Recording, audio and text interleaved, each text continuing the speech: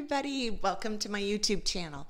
My name is Jill, otherwise known as the Enlightened Target, and this channel is devoted to narcissistic abuse awareness and recovery, parental alienation, complex post-traumatic stress disorder, and anything and everything associated with those three main topics. Today we're going to be talking about narcissistic family members and the cycles of narcissistic abuse and how to handle the narcissists that are in your family. I'm doing this video because a specific narcissist in my own family discovered my YouTube channel and felt the need to confront me and berate me about this channel. Not to mention, this specific family member of mine is my father's biggest flying monkey and has caused so much damage to my life and my relationship with my child during my last custody trial. No doubt at the direct command of my father, but that's no excuse. So members of my own family teamed up with my ex-husband and his family to work very, very hard at alienating me from my only child. And although they all tried very, very hard to destroy my life and my relationship with my child, they failed.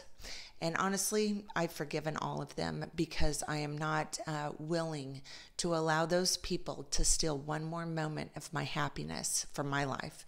What does upset me, however, is everyone knows what they did, and more of the truth comes out every single day. But instead of taking accountability for what they did to my son and apologizing to him and explaining that none of this was his fault, that the shame and the burden of this entire nightmare is not his shame to bear, it is theirs, they don't do that because they're cowards. And rather than do the right thing by him, especially after everything they've put us through, they act like it never happened. And they continue to allow my child to feel like he is responsible, that this is his fault. Alienated children have been manipulated in the worst ways by people they trust into participating in harmful behaviors against a parent that they love. And rather than my family releasing him from that pain and doing the right thing, they behave as if they never did anything and continue to allow my child to think that these things are somehow his responsibility. Parental alienation is child abuse, and narcissists are cowards, everyone, and they don't care about the pain and destruction that they cause. Narcissistic family members are every bit as malicious, vicious, intrusive, dangerous, damaging, annoying, disturbed, dysfunctional, and have absolutely no self-awareness to see how ridiculous, obnoxious, and repulsive their entitled behavior looks to normal people. They truly think they look real smart, that they are superior to everyone else, and that their antics are funny and clever. They have no shame, no empathy, no filter, no respect for your boundaries or respect in general, no class and no integrity, just like every other narcissist. So if you have narcissists in your family, don't think that they aren't capable of doing horrible things to your life because they happen to be related to you. They are every bit as dangerous and malicious as any other narcissist. If you are new to my channel, welcome. I would like to invite you to please subscribe and hit that notification bell because I put out new videos every week. Also, if you are interested in narcissistic abuse recovery coaching, you can visit my website or send me an email. Both are linked in the description below. So today we are talking about narcissistic family members and how to handle this if you're unfortunate enough to have a narcissist or several narcissists in your family, because honestly, it's really unusual to have only one narcissist in a family. In fact, I don't think I've ever seen a case like that. It's believed there's a genetic predisposition to this disorder that is triggered in childhood by trauma or entitlement or both. So it's believed that narcissistic personality disorder is developed because of both nature and nurture. Usually if there is a parent that has narcissistic personality disorder, their offspring will either become a narcissist themselves or they will go the other way and will be highly sensitive and empathetic.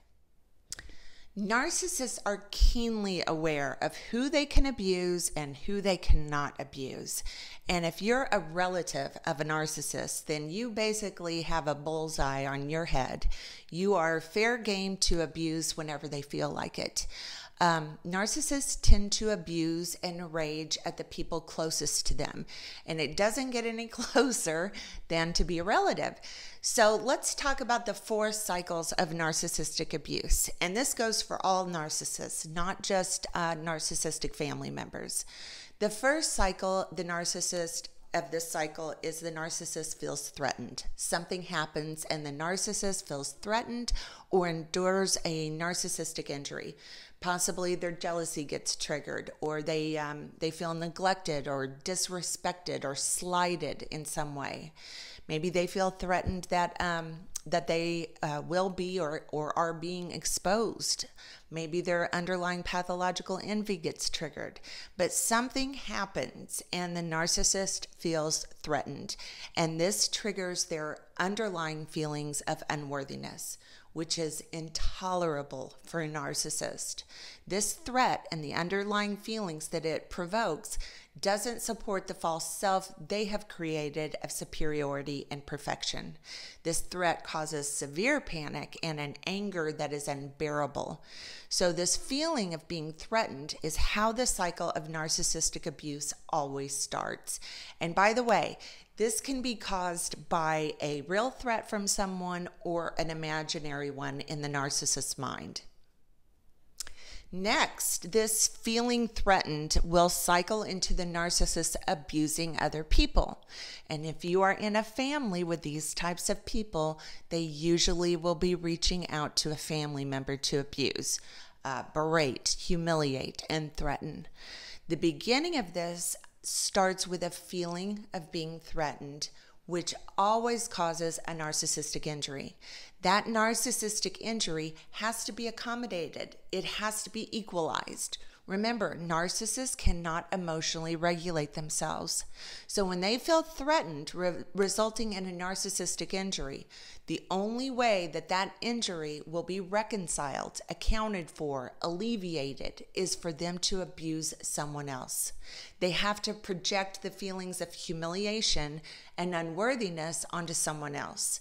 The abuse is customized to intimidate the victim in usually an area of weakness, especially if that's an area of strength for the narcissist. And again, if you are in the narcissist's immediate family, you will be at the top of their list as a handy dumping ground for their abuse. They can and will verbally, financially, emotionally, psychologically attack and rage at you until they feel relief from the narcissistic injury they received earlier. This abuse can last a few minutes or several hours. The narcissist will wear down the victim, and usually at some point, the victim will become defensive and might even fight back or have some form of an emotional reaction to the abuse that they're being subjected to. Understandably so. A person can, only take so much before having an emotional or even an aggressive reaction. The next cycle that comes along, and probably the most shocking one of all, is the narcissist becomes the victim. Yes, that's right. They just abused you, and now they have twisted reality into them becoming the victim. Usually what happens is that during the active abuse cycle, the victim finally reacts. And this is when the narcissist switches the reality of what just happened. The narcissist will use the victim's reaction to their abuse as evidence as to why they are the victim of you. This is sometimes referred to as reactive abuse. The narcissist abuses and provokes and abuses and provokes, and finally the victim reacts, and now all of a sudden the narcissist is calling you crazy, abusive, and unstable. They literally project and manipulate the entire situation and switch things in such a way that you have now been labeled the abuser and they have accepted the role of the victim. The narcissist is now the victim of you. Even if the aim of their abuse at you, it doesn't provoke a reaction because you're too scared of the narcissist to dare react. They will use something you did, even if it was from years ago and completely insignificant, but they will use something you did as the reason you deserved the abuse that they're subjecting you to. But one way or the other, the narcissist will be justified for the abuse, meaning that they are the true victim and you are the problem. The next and final cycle is the narcissist feels empowered. The narcissistic injury is accommodated for and the narcissist feels back to normal, back to feeling special and superior. They have successfully projected their deep feelings of unworthiness onto you.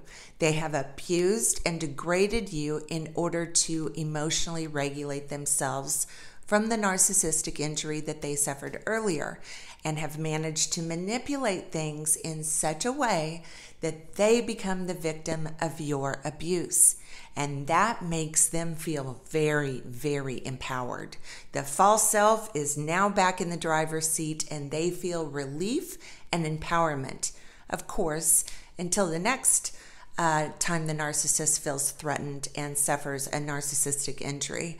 And then the cycle of abuse starts all over again. So what can you do if you are a family member and a target of a narcissist's wrath and scorn when they receive a narcissistic injury? First and foremost, if you have any type of a relationship with a narcissist, you should implement no contact. And if that isn't possible, then you should go as low and detached contact as humanly possible. I would encourage anyone who has a relationship with a narcissist to use the gray rock method at all times with the narcissist. The goal should always be for the narcissist to not view you as a good source of narcissistic supply. So let's define what narcissistic supply is. It's attention that makes them feel special and superior. This can be positive attention or negative attention. So you want to start withdrawing from the narcissist as much as you possibly can. When you do have to have interactions with a narcissist, gray rock it. If they target you to abuse and rage at, try to get away and stay away. If that is impossible, implement the observe, don't absorb technique. Understand that their abuse is never okay. It's never deserved, and do not allow them to gaslight you into believing that any form of abuse is deserved. It has nothing to do with you. It's not personal, and you must understand that the narcissist would treat anyone like this given the opportunity. If you have narcissists in your family, you need to view them like any other narcissist. They are narcissists, which means any contact with them will always end in abuse. Maybe not that day, but trust me, it will always end in abuse. You should always, always, always work to distance yourself from any narcissist, even when they're members of your own family. Okay, that's going to do it for today's video. If you like this video, please give it a thumbs up and please subscribe to my channel. Also, follow me on Facebook and Instagram. The links are in the description below. Thanks for watching, everyone.